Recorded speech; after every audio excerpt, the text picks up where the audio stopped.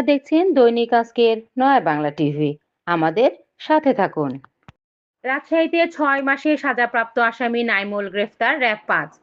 আব্দুল আল মুক্তাদির বাঁধন, জেলা প্রতিনিধি, দৈনিক আজকের নয়া বাংলা টিভি, রাজশাহী বিভাগ, 5/1/2026।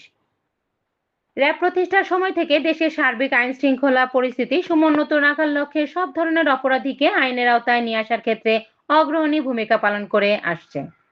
সন্ত্রাসী, সংঘবদ্ধ অপরাধী, মাদক, অস্ত্র ছিনতাইকারী এবং সার্বিক আইন শৃঙ্খলা বিনষ্টকারীদের বিরুদ্ধে নিয়মিত অভিযান পরিচালনা করে আসছে। এরই ধারাবাহিকতায় 4 জানুয়ারি 2026 তারিখ রাত্রি 21 ঘটিকায় রাজশাহী জেলার তানোর থানাধীন চান্দুরিয়া ইউপিস্থ আরাজি এরাজফুড নামক এলাকায় অভিযান পরিচালনা করে 6 মাসের সশ্রম কারাদণ্ড ও 3000 টাকা অর্থদণ্ডপ্রাপ্ত ওয়ারেন্টভুক্ত পলাতক আসামি মোহাম্মদ নাইমুল, 45 বছর, পিতা মৃত আফসার আলী, সাংকোশিয়া থানা, গোদাগাড়ী, জেলা, রাজশাহীকে গ্রেফতার করে।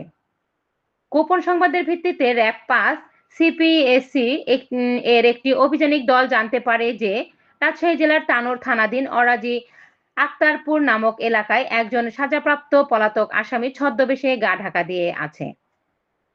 পরবর্তীতে র‍্যাবের গোয়েন্দা দল উক্ত আসামির গতিবিধি পর্যবেক্ষণ করে এবং উক্ত তারিখ রাত্রি 21 ঘটিকায় উক্ত এলাকায় একটি অভিযান পরিচালনা করে উক্ত সাজাপ্রাপ্ত আসামিকে গ্রেফতার করে।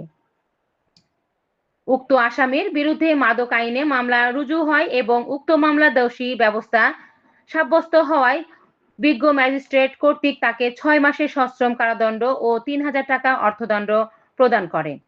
উক্ত আসামিকে সংশ্লিষ্ট থানায় হস্তান্তর করা হয়েছে।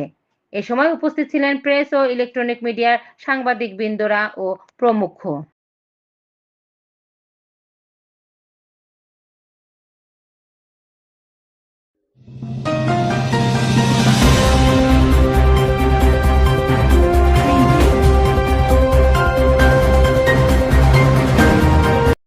আমাদের সাথে থাকার জন্য আপনাদেরকে ধন্যবাদ।